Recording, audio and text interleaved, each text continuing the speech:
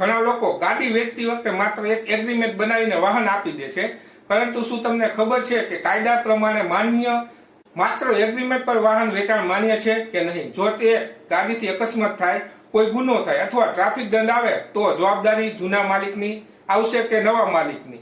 આજના વિડીયોમાં આપણે જાણીશું કે માત્ર એગ્રીમેન્ટ પર ગાડી વેચી શકાય કે નહીં, આરટીઓના નિયમો તથા દેશની સુપ્રીમ કોર્ટ ના ચુકાદા આ અંગે શું કહે છે, અને જો તમે ગાડી વેચો તો કઈ ભૂલ ક્યારેય ન કરવી.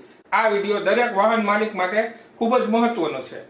મિત્રો, ઘણી વખત એવું બને છે કે કોઈ વ્યક્તિ પોતાની કાર અથવા બાઇક વેચવા માંગે છે, ખરીદનાર મળી જાય અને બંને વચ્ચે એક એગ્રીમેન્ટ એટલે કે વકીલ પાસે જઈને લખાણ લખી લેવામાં આવે છે કે આજની તારીખથી વાહન ખરીદનાર પાસે રહેશે. ઘણા લોકો માને છે કે એગ્રીમેન્ટ થઈ ગયું એટલે હવે ગાડી વેચાઈ ગઈ, પરંતુ કાયદાની દ્રષ્ટિએ હકીકત થોડી અલગ છે.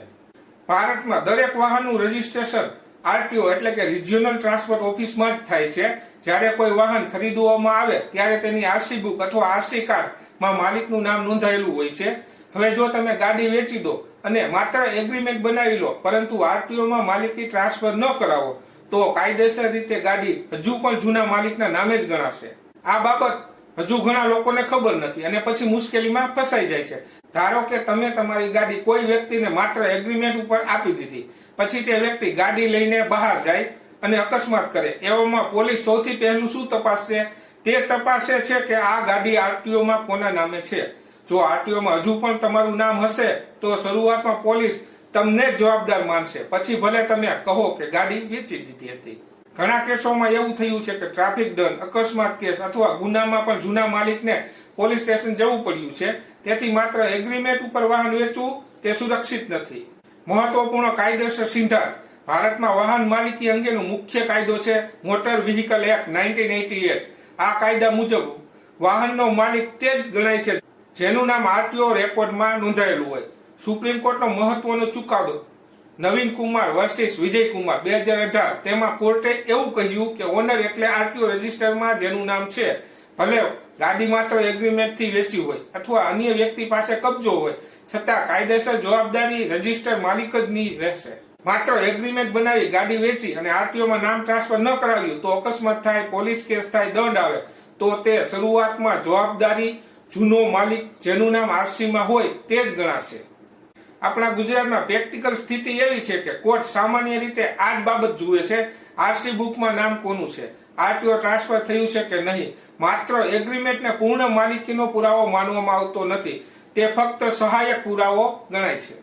મહત્વપૂર્ણ ચેતવણી એ ધ્યાનમાં લેવી જોઈએ કે આપણા ગુજરાતમાં ઘણા લોકો વાહન ઉપર ફાઇનાન્સ કરાવે છે, એટલે કે હપ્તા બાકી હોય અથવા ટેક્સ માટે માત્ર એગ્રીમેન્ટ પર ગાડી વેચે છે, પરંતુ આ ખૂબ જ જોખમી છે. ભારતમાં અંતિમ કાયદો શું કહે છે? નવીન કુમાર વર્સિસ વિજય કુમાર 2018માં આમાં સુપ્રીમ કોર્ટે સ્પષ્ટ કહ્યું છે કે આરસીમાં જેનું નામ એ જ કાયદેસર માલિક અને એગ્રીમેન્ટથી માલિકી બદલાતી નથી. એટલે કોઈ પણ લોકલ કોર્ટ આ સિદ્ધાંત સામે જઈ શકતી નથી. ક્યારેક એવું બને છે કે કોર્ટ એગ્રીમેન્ટને પુરાવા તરીકે માને અને ખરીદનારને જવાબદાર ઠેરવે, પરંતુ આ ફેક્ટ ઓફ કેસ પર આધારિત હોય છે. કાયદાનો જનરલ નિયમ બદલાતો નથી. હવે મિત્રો, પ્રશ્ન એવો આવે કે ગાડી વેચવાની કાયદેસર પ્રક્રિયા શું છે? જ્યારે તમે ગાડી વેચો ત્યારે આ પ્રમાણે પ્રક્રિયા જરૂર કરો. સૌથી પહેલા ફોર્મ નંબર 29 એટલે કે ટીટીઓ ફોર્મ ભરવાનું હોય છે. આ ફોર્મ દ્વારા આરટીઓને જાણ કરવામાં આવે છે કે આ વાહન બીજા વ્યક્તિને વેચવામાં આવ્યું છે. ત્યારબાદ ફોર્મ નંબર 30 ભરવામાં આવે છે, જેમાં નવા માલિકના નામે વાહન ટ્રાન્સફર કરવાની અરજી હોય છે. આ ઉપરાંત આ પ્રમાણેના દસ્તાવેજો જરૂરી હોય છે: 1.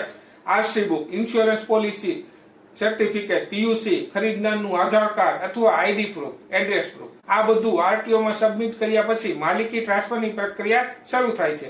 જો ગાડી એક જ રાજ્યમાં વેચતા હોય તો સામાન્ય રીતે 14 દિવસની અંદર ટ્રાન્સફર માટે અરજી કરવી જરૂરી છે. જો અન્ય રાજ્યોમાં વેચતા હોય તો લગભગ 45 દિવસની અંદર પ્રક્રિયા કરવી પડે છે. મિત્રો, હવે ઘણા લોકો પૂછે છે કે એગ્રીમેન્ટ બનાવવું જરૂરી છે કે નહીં. એગ્રીમેન્ટ બનાવવું કાયદેસર રીતે ફરજિયાત નથી, પરંતુ તમારી સુરક્ષા માટે ખૂબ ઉપયોગી છે. એગ્રીમેન્ટમાં સામાન્ય રીતે આ રીતની માહિતી લખવામાં આવે છે: ગાડીનો number, engine number, chassis number, વેચાણ તારીખ, ખરીદનાર અને વેચનારની વિગતો. આ એગ્રીમેન્ટ ભવિષ્યમાં પુરાવા તરીકે ઉપયોગી થાય છે, પરંતુ ફરી એક વખત યાદ રાખો, માત્ર એગ્રીમેન્ટથી માલિકી બદલાતી નથી. માલિકી બદલવા માટે આરટીઓ ટ્રાન્સફર ફરજિયાત છે. હવે સૌથી મહત્વની સલાહ, જો તમે ગાડી વેચો તો આ 4 કામ જરૂર કરો. 1. ફોર્મ નંબર 29 અને 30 ઉપર સાઇન કરાવો. 2. ખરીદનારના આઈડી પ્રૂફ લો. 3. એગ્રીમેન્ટ બનાવો. 4. તરત જ આરટીઓમાં ટ્રાન્સફર પ્રક્રિયા શરૂ કરો. આ 4 પગલા તમને ભવિષ્યમાં મોટી મુશ્કેલીથી બચાવી શકે છે.